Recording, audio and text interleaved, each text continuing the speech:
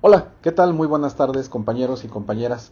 A continuación haré la presentación con el tema Teorías de la motivación de la asignatura Psicología Social Organizacional. Acompáñenme.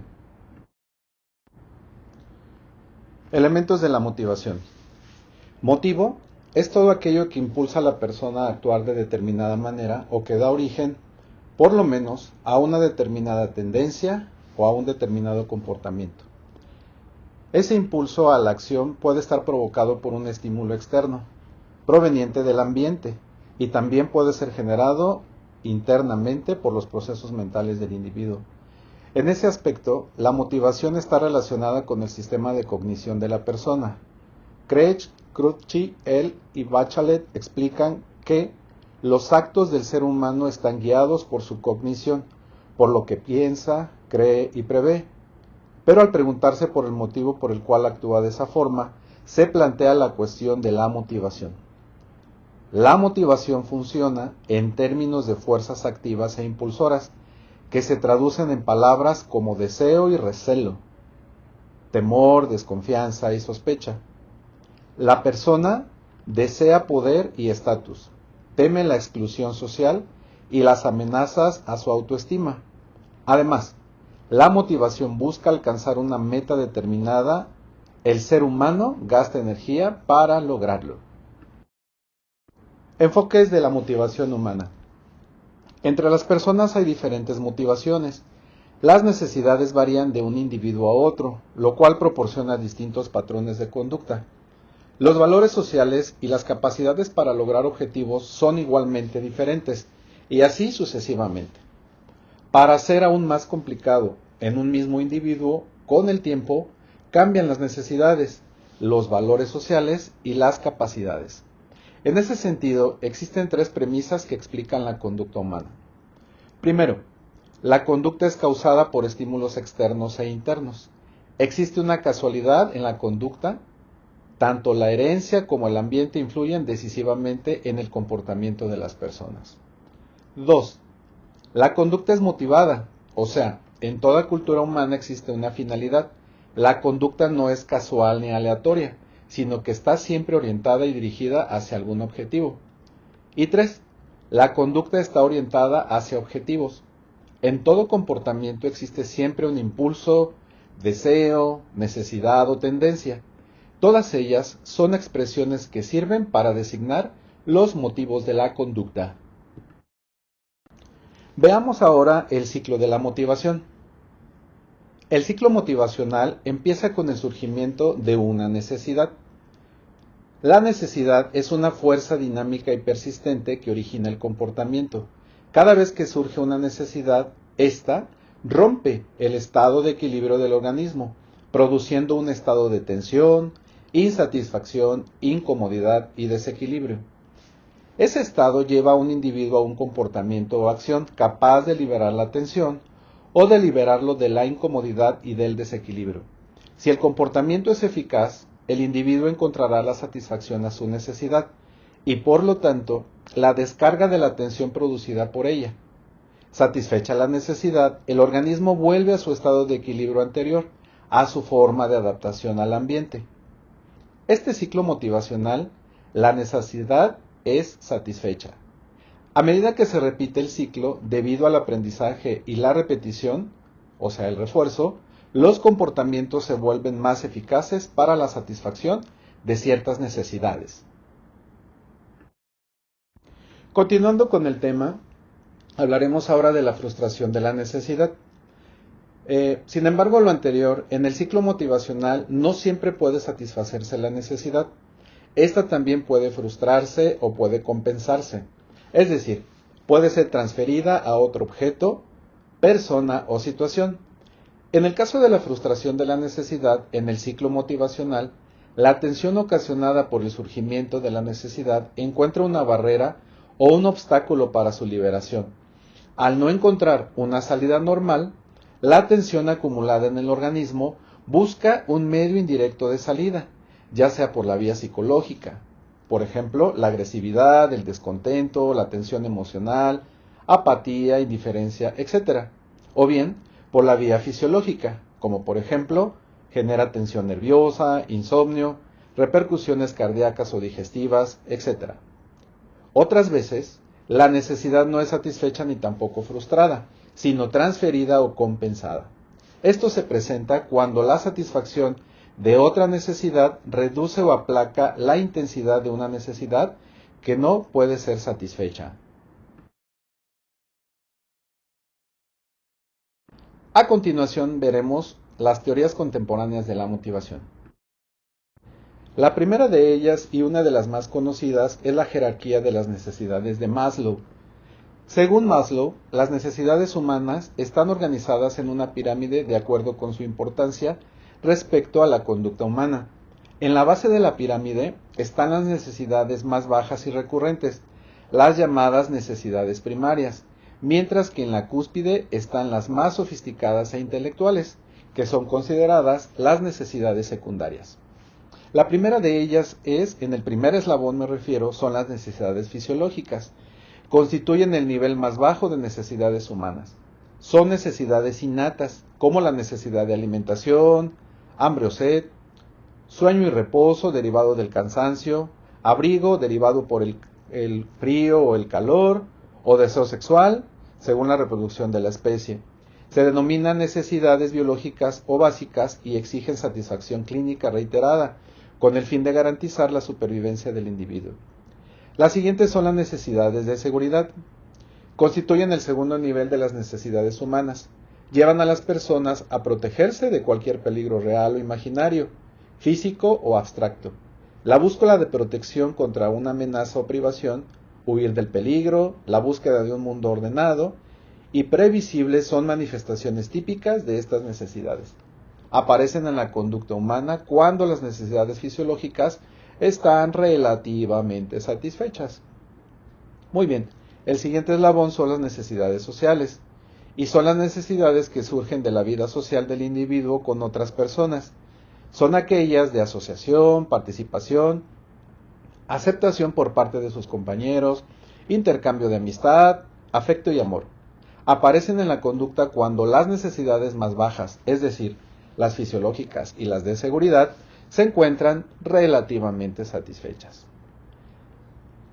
El siguiente nivel son las necesidades de aprecio, y son las necesidades relacionadas con la manera en que la persona se ve y valora, es decir, con la autovaloración y la autoestima.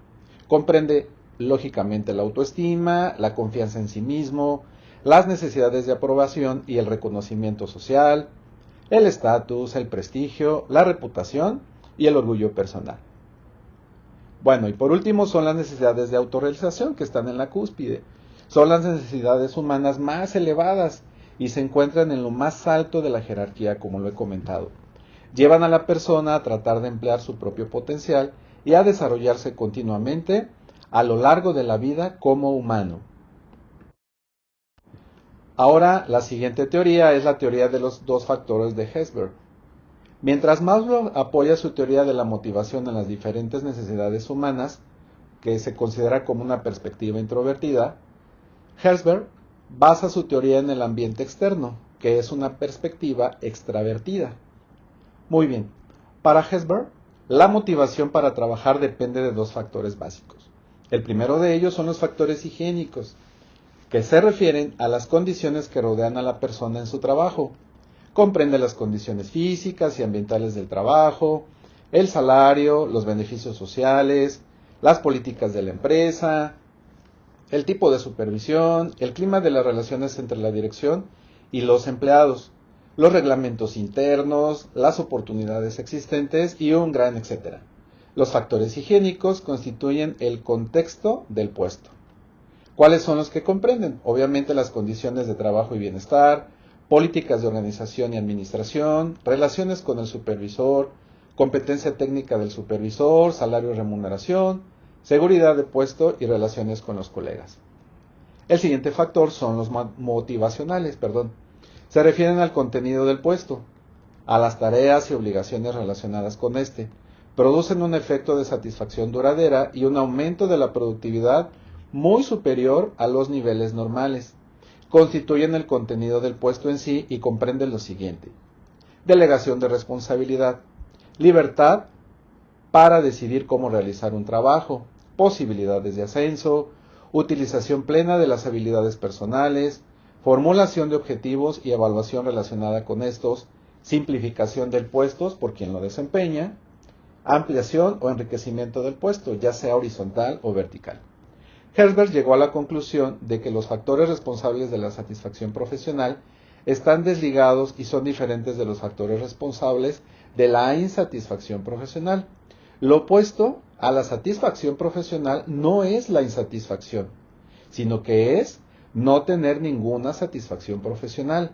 De la misma manera, lo opuesto a la insatisfacción profesional es carecer de insatisfacción y no es la satisfacción en sí misma. La siguiente teoría es el modelo situacional de motivación de Brown. La teoría de motivación de Victor Brown se restringe exclusivamente a la motivación para producir, rechaza nociones preconcebidas y reconoce las diferencias individuales. De acuerdo con lo visto, Brown, en cada individuo existen tres factores que determinan su motivación para producir. Primero, los objetivos individuales, es decir, la fuerza del deseo para alcanzar los objetivos.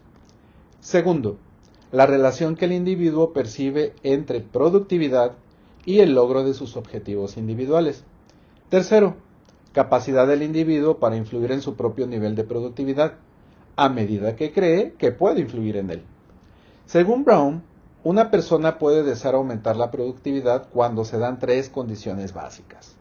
La primera de ellas son cuando los objetivos personales del individuo, que pueden comprender dinero, seguridad en el puesto, aceptación social, reconocimiento y trabajo interesante, son satisfechos.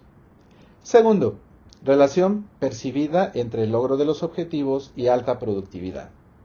Tercero, percepción de su capacidad de influir sobre su productividad.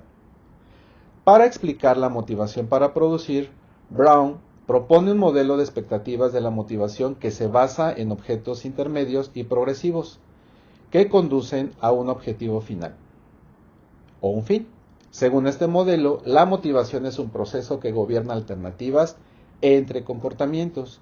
Los individuos perciben las consecuencias de cada alternativa de comportamiento como resultados que presentan un eslabón en una cadena entre medios y fines. Sigamos con la siguiente teoría, que son de las expectativas de Lawler. En sus trabajos sobre motivación, Lawler encontró fuertes evidencias de que el dinero puede motivar el desempeño y otros tipos de comportamientos, como compañerismo y dedicación a la organización. A pesar del resultado obvio, encontró que el dinero ha presentado poco poder motivacional en virtud de su aplicación incorrecta en la mayor parte de las organizaciones. Curioso, ¿no? Bueno, Lawler 3 concluye que para su teoría existen dos bases sólidas. La primera, las personas desean el dinero porque éste les permite no solo la satisfacción de sus necesidades fisiológicas y de seguridad, sino también la satisfacción de las necesidades sociales, de estima y de autorrealización. Eso nos recuerda a la pirámide de Maslow. Pues muy bien, el dinero es un medio y no un fin en sí mismo, pero puede comprar muchas cosas que satisfacen múltiples necesidades personales. La segunda base es la siguiente: si las personas perciben y creen que su desempeño es tanto posible como necesario para obtener más dinero, ciertamente que desempeñarán de la mejor manera posible. Solo se necesita establecer ese tipo de percepción. La siguiente teoría es la teoría X y teoría Y o Y de McGregor. En esta teoría, Douglas McGregor distingue dos concepciones opuestas de administración basadas en presunciones acerca de la naturaleza humana. La tradicional, que es la teoría X, y la moderna, que es la teoría Y o Y. Concepción tradicional de la administración de la teoría X.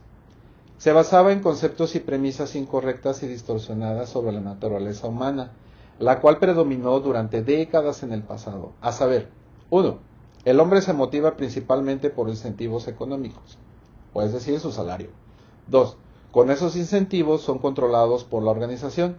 El hombre es un agente pasivo que debe de ser administrado, motivado y controlado por la organización. 3. Las emociones humanas son irracionales y no deben interferir en el interés propio del individuo. 4. Las organizaciones deben y pueden planearse de manera que el sentimiento y sus características imprevisibles puedan neutralizarse y controlarse. El hombre es perezoso por naturaleza y debe ser estimulado mediante incentivos externos. 6. Por lo general, los objetivos individuales se oponen a los objetivos de la organización, por lo que es necesario un control más rígido. 7. En virtud de su irracionalidad intrínseca, el hombre es básicamente incapaz de controlarse y autodisciplinarse. ¡Wow! Impresionante, ¿no? Bueno, por su lado, la nueva concepción de la administración, que es la teoría Y, o Y, se basa en un conjunto de suposiciones de la teoría de la motivación humana. Vamos a ver algunos puntos. El empleo del esfuerzo físico-mental es un trabajo y es tan natural como jugar o descansar. Al hombre promedio, no le disgusta de manera innata el trabajo. De acuerdo con ciertas condiciones controlables, el trabajo puede ser una fuente de satisfacción o una fuente de sanción. 2. El control externo y la amenaza de sanciones no son los únicos medios para obtener la cooperación para lograr de los objetivos organizacionales. El hombre tiene que conducirse y controlarse a sí mismo para ponerse al servicio de los objetivos que le son confiados. 3. Confiar objetivos es una manera de premiar que se relaciona con su alcance efectivo. 4. Bajo ciertas condiciones, el hombre promedio no solo aprende a aceptar, sino también a buscar responsabilidades, lo cual es importantísimo.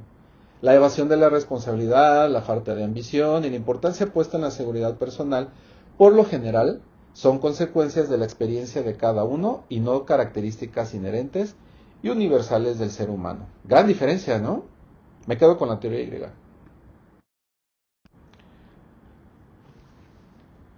Conclusiones. La satisfacción de las necesidades es temporal y pasajera. Es decir, la motivación humana es cíclica. La conducta es un proceso continuo de resolución de problemas y satisfacción de necesidades a medida que éstas surgen. Las teorías más conocidas sobre motivación, explicadas previamente, están relacionadas con las necesidades humanas. Las teorías de las necesidades parten del principio de que los motivos del comportamiento humano residen en el propio individuo. Su motivación para actuar y comportarse proviene de fuerzas que existen dentro de él. Algunas de las necesidades son conscientes, mientras que otros no. Es importante entonces tener motivado a tu personal, pero sobre todo al individuo como persona, como ente social, no solo como trabajador. Muchas gracias, que estén muy bien, saludos.